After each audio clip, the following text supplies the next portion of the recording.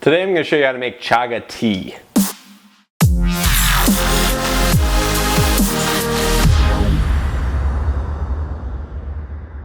What's up everybody, it's Blake Bowman here with Gorillas Zen Fitness.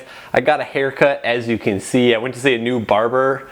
Probably not going to go back to that person because it's extremely short, but moving forward, today I'm going to show you how to make chaga tea. So for those of you that don't know, chaga is a type of fungus that grows on birch trees in northern climates. If you've been watching my Instagram, then you're going to see me posting a lot of this because it was last weekend, actually, not this most recent weekend, but the weekend after that, I was up in northern Michigan with my fiance again, and we came across a huge chunk of chaga. So you're looking at it right now. It basically is like a mass. It's like a black mass that grows off of birch trees exclusively, like I said, in cold climates.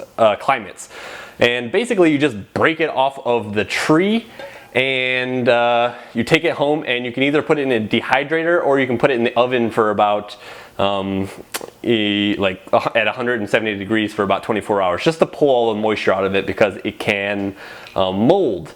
And this is what it basically looks like. I don't know if you can see that. I have a bunch in here, but I don't really want to talk too much about how to identify chaga because I'm not an expert in identifying it. I do know that this is chaga, but there are a lot of people on YouTube and the internet that you can reference for chaga. But basically today I want to go over some of the health benefits of this stuff and how to make tea from it, okay? So first of all, chaga is very interesting because it cannot be commercially grown, okay? So you'll never see a company like growing and cultivating chaga because A, it kills the birch tree over time that it's on, okay? It has like a parasitic relationship with the birch tree. So in time the tree will die. So that makes it not very commercially viable. Another reason why it's not commercially viable is because it takes like 7 to 10 years to grow to be of decent size. So pretty much if you have chaga, if you've ever purchased chaga, it's most likely been wild, okay? Just because it cannot be commercially cultivated, like I said. So chaga is very, very interesting. It has a lot of medicinal benefits. A couple of really interesting points about chaga. It has more antioxidants in it than pretty much any other berry, fruit, or herb in existence, okay? Several times more. Even several times more than herbs that are known to have really high antioxidants, like acai berry, goji berries, blueberries, things like that. I think Marielle, she was doing some more research on this. I think she found that chaga has, like 1 gram of chaga has more antioxidants in it than 3 pounds of blueberries does, okay? So 1 gram of chaga has more antioxidants than 3 pounds of blueberries, which is crazy because blueberries and other berries in general are kind of known to have a lot of antioxidants. So the fact that chaga has, that much in it per gram is ridiculous, okay? It also has a lot of cancer-fighting chemicals in it, a lot of good constituents that help regulate the immune system. I've included links in the description down below to kind of help you with that explain more of the benefits associated with this stuff. But basically, it's one of like the best, most incredible superfoods out there, and you can't really buy it, like I said, unless you're getting it from a wild source.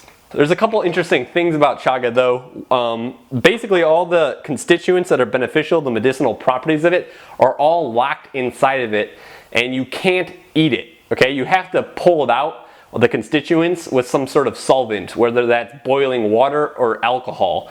And that's typically the 2 solvents of choice when extracting chaga, okay? So what you can do is you can make a chaga tea where you basically boil it, and that's what I did here today, and I'll kind of talk about that more in a second. Or you can extract it using alcohol, where you soak it in alcohol and then you strain out the chunks and make like a tincture from it, okay?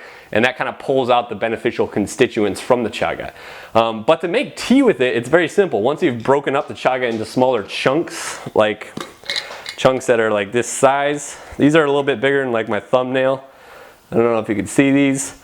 But basically, once you've broken the chaga up into pieces that small, you can literally just throw it into a pot of hot water, okay? Like this. I don't know if you can see in there. You probably can't. But you basically just throw them into water and boil that for about 2 hours. And what you'll get as a result is a very dark tea that's about this color. Okay, it kind of looks like coffee, and you know, when people see this, they assume it's going to have a really strong flavor, but this is like the most mild tea like ever that I've ever had. It almost tastes like water with like a slight wood, like vanilla, you know, like tones to it, but mainly it tastes like water. And because of that, you can use this as a base for a lot of different other teas, right? You can heat this up and use it as a substitute for water to make other teas and coffee, and that's what we do a lot. You can also like use this in dishes that require water, right? So really like anything like soup and things like that. It's awesome to drink by itself as well. Sometimes we'll throw a cinnamon stick in there and that'll kind of like infuse it with cinnamon. But that's basically the easiest way to extract it. Once you get these chunks, you can basically re-steep these several times, about 5 to 6 times. Basically, on your first steeping, you'll get a tea that's this dark, and on each subsequent steeping after that, it'll be lighter and lighter until it's basically clear and it just looks like water. And that's when you want to get rid of the chaga chunks and exchange them for some new fresh ones. So yeah, that's pretty much it. I don't really know too much about the alcohol extraction. I usually just make tea from it. I know that in regards to harvesting this, a lot of foragers will tell you to not over harvest it just because of how long it takes to actually grow.